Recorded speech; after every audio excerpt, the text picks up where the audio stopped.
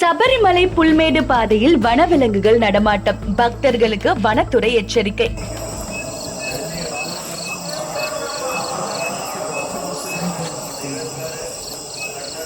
அடிபொலி அடிபொலி அடிபொலி அடிபொலி. நல்ல ஐடியா.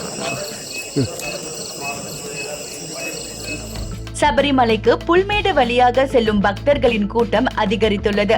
வனவிலங்குகள் நடமாட்டம் இருப்பதால் பக்தர்கள் உரக்குழி அருவி பகுதியில் செல்வதை தவிர்க்கும்படி வனத்துறை எச்சரித்துள்ளது. சபரிமலை வருவதற்கு சாலக்கயம் பம்பை, எரிமேலி பம்பை, சத்திரம் புல்மேடு, சன்னிதானம் என 3 பாதைகள் உள்ளது. இதில் புல்மேடு பாதை வழியாக சபரிமலைக்கு வரும்போது செங்குத்தான ஏற்றமே இல்லாத பாதையாகும். மாறாக முழுமையாக செங்குத்தான இறக்கமாகும். நடப்பு மண்டல காலம் தொடங்கிய பின்னர் ஏராளமான பக்தர்கள் புல்மேடு பாதை வழியாக சன்னிதானம் வந்துள்ளனர்.